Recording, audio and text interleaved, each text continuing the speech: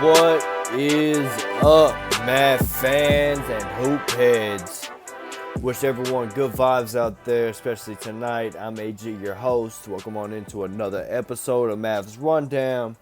Appreciate you all for listening, and unfortunately, this is another disappointing night as the Mavs fall at home 127-126 to a Wizards squad without Porzingis was ruled out, I think, a day ago.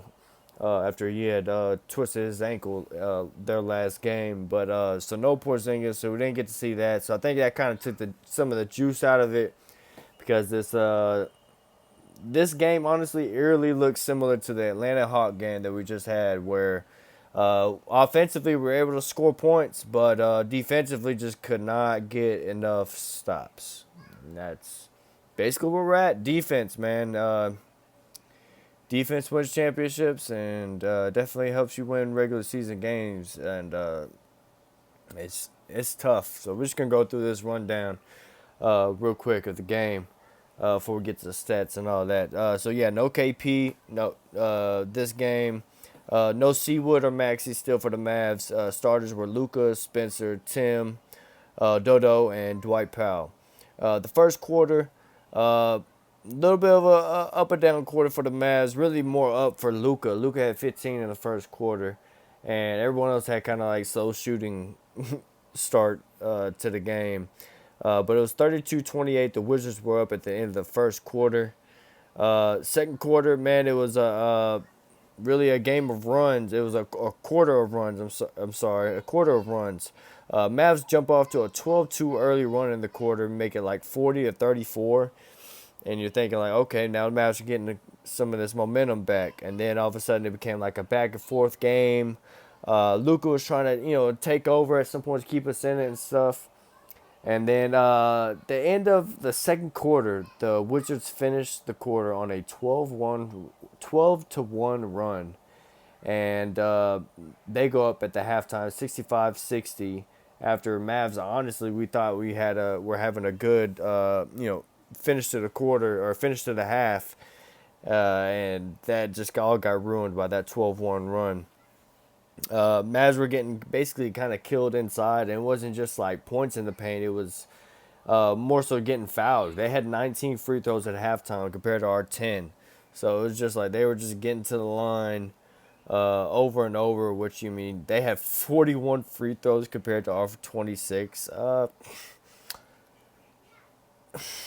You know what I'm saying? Like, tell me you're not cheating without telling me you're not cheating. Like, come on, man. 41 free throws. This is like '06, finals. D Wade's on their squad. Like 41-26 free throws. Free throw disparity way off. Yeah, that should tell you something about the refereeing, and we'll get more at that in a minute because someone had something to say about that. But yeah, referees were blah tonight. You had the two females and a dude tonight, and they were all just not. They were even like questioning their own calls. It was just bad. Like watching this game, it was like you could definitely tell they were all. I don't know. It was like they got nervous or something. And it's pretty crazy to see. But anyway, at halftime, Luka had 12. Spencer had like 4. Like, come on, man. And Tim, of course, a down game at the half, 3. Josh Green did have 9 though off the bench. Third quarter started, and hold on, my bad. Reading this note I had, my bad. It was kind of a long note. I was like, what am I trying to say here? Okay, so the third quarter goes off, and it's basically a back and forth. It's basically kind of a repeat of second quarter, except without the runs. It's more just like a back and forth kind of deal. But there was one play I had to note, and I wrote this down. I wrote all my thoughts in this one little thing real quick. I had to read it all, what I was talking about. But yeah, there was a play that kind of just encapsulates kind of the Mavs. I mean, it ended in a good play, to be honest. It was the play where it ended in the Tim Hardaway driving baseline dunk, which was unexpected on its own. But during that play happening, I noticed Luka's literally on the left wing, not in like shooting position, literally almost standing out of bounds, like he's gonna throw the ball, like almost out of bounds, and just like hands on his hip. and he's just like chilling, like literally like taking the whole play off, not looking like a threat. Like, okay, well at least I'm ready to catch and shoot. Like just hands on the hip, just all right. Let's see what y'all got. Like, see what y'all do. Like that drove me crazy because it's either a silent protest or he's just so tired, or I don't know. I just don't like it. Like I'm just gonna take it as maybe it's a silent protest where he's like, all right, let's see what y'all can do. Like, come on, I'm trying to do work for y'all. Like, can y'all please do something? Like, let's see, I'm taking this play out. Like, that's how I'm trying to imagine from his side, but it just looks so bad. Like, at least stand in a corner where you can be there for a corner three, not like left wing, but way almost where he's out of bounds, and he's hands on his hip, where it doesn't even look like when he catches the ball, he's not ready to shoot that thing. Like, gotta be a triple threat, Luka. That's gonna be that's a gripe on you tonight, my man, because I didn't like that. But if you were trying to show like a little silent protest and be like, hey man, like, all right, like, dude, I'm trying to carry us here and keep us in this game. Can anybody else do something? And he was trying to let somebody else do something. Like, I kind of get that because in the end, the Mavs do need to make a trade. We'll get to that at the end too, because man, the way this game, it was disappointing. So end of the quarter, 99-97, Wizards were up by two after again a back and forth game. Uh, Fourth quarter, again, it just continued. And honestly, through 3 quarters of this game, the Wizards were the better team. Like, they were just playing better. They were 3 quarters of this game. It was, I mean, obviously they win, but through 3 quarters, it was like, yeah, they basically are playing real well. Like, we're going to have to really pull something out of our ass to beat them. Like, uh, that's just my own personal. That's just how I felt. Like, I was like, man, we're letting them play with so much confidence that it's gonna be hard for us to really buckle down. And it came out too, like us not being able to get stops in the fourth quarters, back and forth. Again, to the foul calling that I was talking about earlier with the referees. It got so ridiculous, man. J Kid ends up getting a technical with 4:41 left, talking to the referee, the girl referee, because she was making no calls, and Luka just got fouled on the inside, and you could clearly see it on the replay. He gets bumped, and there's contact. Hey, no matter how hard it is or whatnot, when you get hit, that's a foul. And it was a no call. I can't remember. I'm pretty sure he was going up for a shot, and he didn't get the call or something like that. But of course, but it was so blatant that even Jay Kidd's like, yo, why weren't you trying to? I was watching him the whole time before he got this tech, because they were showing him and they were talking in the background, but they kept like showing Jay Kidd talking to the ref, and I'm just like sitting there watching him, like trying to almost like read his lips of like what he's saying. I didn't see any cuss words, didn't see ass fucking, didn't see no ass fucking. But any, like, that's bullshit, fucking bullshit, or any, those type of uh, things like that. But it was so crazy because it was like he was just talking. He was like, "Boy, you gonna call it like the foul on this end? Like, you're gonna make sure you call it when he didn't hit ball?" Like, he was just probably just being so consistent at it, and then she just fucking teed his ass up. And he was just like, man, whatever. Like, they're tripping because they kind of were. But it was pretty crazy to see. And even announcers, our announcers were like, what is, like, J Kidd got a ref. What? He wasn't even, yeah, it was pretty crazy. End of the fourth quarter, man, it was pretty crazy. I was going to go do the play-by-play if we would have won this game. But since we didn't, basically it was a couple threes back and forth. I remember Spencer hit a three, put us up by two, and then freaking Bradley Beal comes down, hits a three to counter that. Ends up being, a back and forth game. Luka hits, I think, some shots or something like that. Then it comes down to a free throw game where Kyle Kuzma gets. My bad. I'm trying to pull up the exact. Cause now I wasn't gonna do this, but now I am, because I want to make sure I get this right for y'all out there, because this was just frustrating. I almost don't want to go through this all, but I am. I'm gonna go at least to where it was a really good one. Yeah, Bradley Beal makes his three. Then for them, yeah, that's what it was. Denny Advia had got fouled on a blocking foul by Josh Green, which it was a blocking. He almost got the charging call for it, but didn't get it. But Denny Avia goes to the line, makes his free throws, puts him up by 3. Then Luka makes a 15-foot fadeaway. I think it was on Kuzma, like the midi Dirk fade that he does. But it was all over Kuzma. It was nice. Make it 126 to 125. Then Luka gets fouled, goes to a free throw line with 12 seconds left, makes the first, misses the second free throw. Crucial. We'll talk about, I've talked about like free throws being missed and free throws are a factor. I'm sure you've kept up with that. And any Mavs fan know like it's free throws have been rough on us this year. So for him to miss that crucial one to put us up, that would have been big in this game. That sucked. But then the Wizards get the ball. Basically, come to find out, like Kyle Kuzma gets the ball with like 5 seconds left, starts to dribble to the right wing, and Luka's on him, and Luka does nudge him, and but before the nudge, they're showing the replay over and over, and I'm watching this.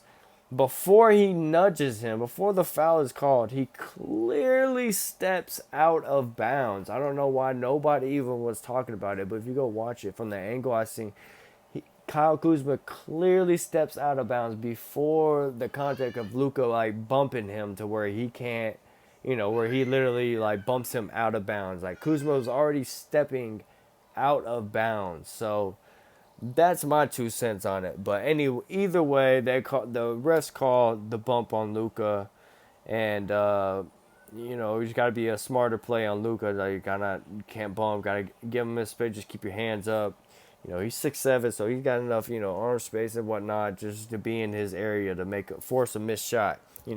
We'll take Kyle Kuzma trying to throw up because they were already sending a double at Kuzma. We'll take Kuzma trying to throw it up or throw a pass over two guys trying to double him. Like, we'll take that. But yeah, he fouls him. So that basically sends Kuzma to the free throw line. He misses the first. So you're thinking, holy shit, that's good for the Mavs. And he ends up making the second one. So they're only up by 1 point with 5 seconds left. And the Mavs get the ball. Then all of a sudden it gets, try to pass it and it gets tipped with 5 seconds left and gets knocked out of bounds. And then it's 3 seconds left. So it goes from 5 seconds left of the game to only 3. That's kind of a big difference. 2 seconds is a big difference. That's at least another dribble for obviously Luka or whoever is going to get the ball. So that was a kind of like a key factor of like 2 seconds almost getting blown off the clock because of that. Then with 3 seconds left, the Mavs throw the ball in, and Luka gets it, and he gets doubled like before. And give credit to DeLon Wright. Didn't think I'd mention his name again, but for the Mavs, but ex-Mav DeLon Wright. It almost looked like a kickball if you're watching it from on TV, but it gets all right hand to his long ass arms. Gets a hand on Luka's double team outlet pass off the double team, trying to get it to Spencer, and gets his hand on it and is able to get it back and just throw the ball to the other side of the court while the time runs out. And that's the end of the ball game. Very anticlimactic. It was, the tip pass. I mean, shit, if you're a Wizards fan, I'm sure you're going crazy. Like, oh, shit, he got the steal. Yeah, we won. Because if they wouldn't have got that steal, they were doubling Luka so hard that Spencer had a chance for an open three. I know he was going to take that shot. I don't think he was going to pass that one up. But he had a pretty quality look there for three if DeLon Wright doesn't get his hand on it. But, hey, give credit to DeLon Wright. Definitely show love to ex-Mavs. So, good play by him. Able to get his hand on the ball, steal it, and throw it away to end the game. And that's how we end this disappointing-ass game. Again, it's kind of like the Atlanta Hawks game where we put up points where we needed to. Like, we're able to get buckets. Luka was big in this game. Luka had a 40-burger in this game. Luka had 41 in this game. 41 to 15 rebounds, 6 assists, and a steal. And it sucks that it goes to waste because can't play any fucking defense. But Luka goes 16-29, just trying to make everything happen. 9-12 from the free throw line.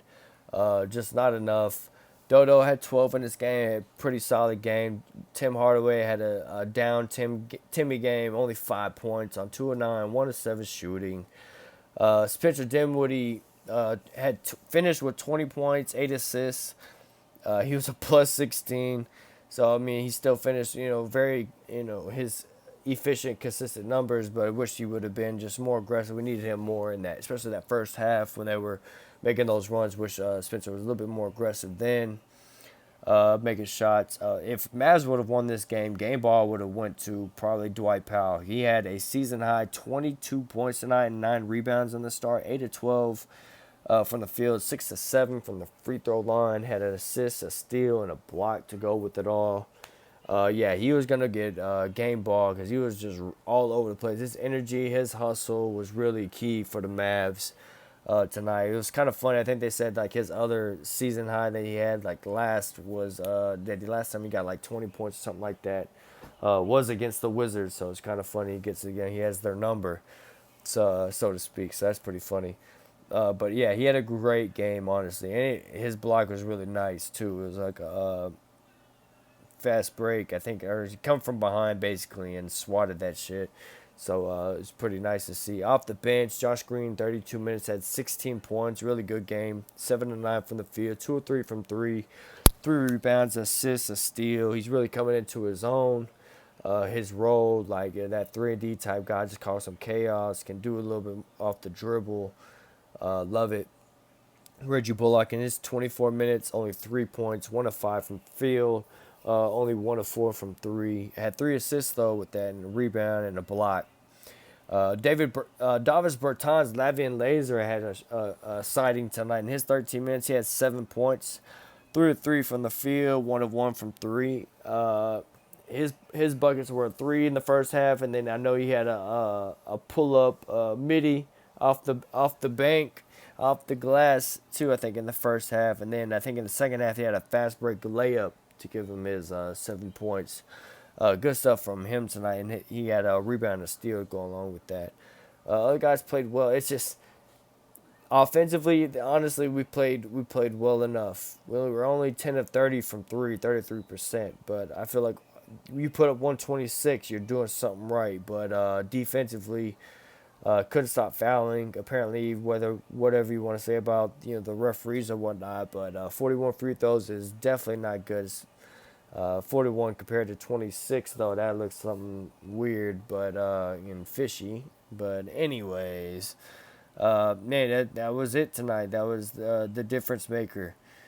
Defense, weren't able to string together some stops and make the smart play and play defense correctly without fouling to win this game. It's just disappointing. So that sucks. And I have taken a long time on this pod, I realize. I don't know how it got so long, but this was a tough loss tonight. I guess I had to get some frustration out. Next game is Thursday, January 26th. It will be on the road at Phoenix, a 9 o'clock game on TNT, so get ready to check that one out. Yo, if you want to follow on Twitter, it's at Mavs_rundown. The Mavs Rundown is free on YouTube, along with Spotify and Anchor app. I'm HG. Thanks for listening. And as I was going to mention, too, earlier, like about the trade, like this, the defense just, isn't there. And this is, you hear all the rumors going around right now. The Mavs are going to make a trade, so hopefully the Mavs are able to make a trade. So that's pretty much my little man's coming in. All right, let me get out of here. But yeah, hopefully a trade is on the horizon for the Mavs to help them out, especially defensively. Again, I'm AG. Thanks for listening. Remember, cool heads prevail, and I'll see y'all next time on the Mavs Rundown.